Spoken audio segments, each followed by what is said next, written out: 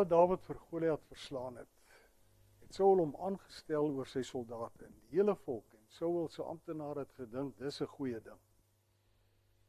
Maar toe, nadat die Israeliete die Filistyne verslaan het en hulle almal weer op pad was huis toe, het die vroue van al die dorpe van Israel uitgegaan om te sing en danseresse het die koning Saul tegemoet gegaan met tamboeryne en 3 snarige musiekinstrumente en met gejubel. En die vroue het gedans en gejubel en hulle het gesing, Saul het sy 1000e verslaan, maar Dawid sy 10.000e. En toe Saul dit hoor, het hy hom vererg. Hy het niks daarvan gehou nie en het gesê, aan Dawid het hulle 10.000e gegee en aan my 1000e. Die koningskap sal nog syne word. En van toe af het Saul vir Dawid gewantrou. En dan lees ons, die volgende dag het 'n boosaardige gees wat deur God gestuur is vir Saul beetgepak, sodat hy in sy huis soos 'n waansinnige was. En soos gewoonlik het Dawid op die lier vir hom gespeel om hom te kalmeer as hy so was. Maar Saul het 'n spies in sy hand gehad en toe lig Saul die spies op en hy dink ek gaan vir Dawid teen die muur vaspen en hy gooi die spies na Dawid toe. Maar Dawid het betyds weggekoes, selfs 2 maal. Saul het toe bang geword vir Dawid omdat die Here by hom was. Maar die Here het vir Saul verlaat.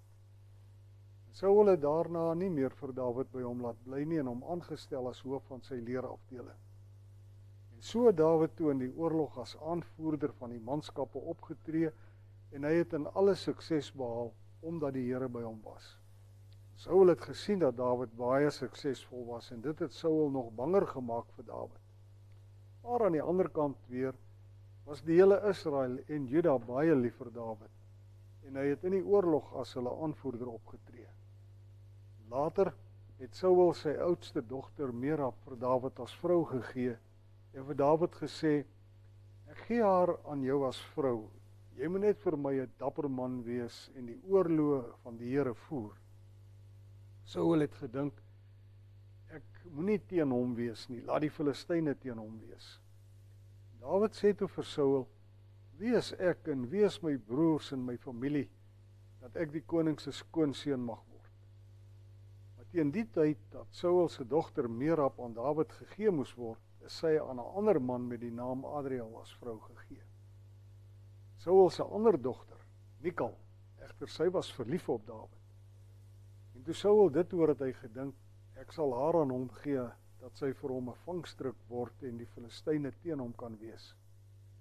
So het Saul dan 2 keer vir Dawid gesê, jy kan vandag my skoonseun word. Saul het toe sy amptenare beveel om ongemerk vir Dawid te gaan sê, jy weet die koning hou van jou en al sy amptenare is lief vir jou, word nou maar die koning se skoonseun. Die amptenare het dit toe in Dawid se oor gaan fluister, maar Dawid het gesê, dink julle dis 'n kleinigheid om die koning se skoonseun te word? Ek is maar 'n arme man sonder aansien. Die amptenare het toe vir Saul gaan vertel wat Dawid gesê het. Maar Saul het gesê, gaan sê vir Dawid, die koning wil niks anders as 100 voorhuide van die Filistyne as 'n huweliksvergoeding hê nie, om so wraak te neem teen sy vyande.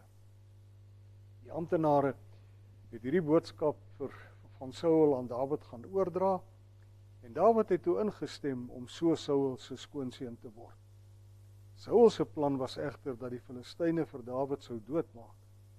Dawid aan die ander kant het nie op hom laat wag nie.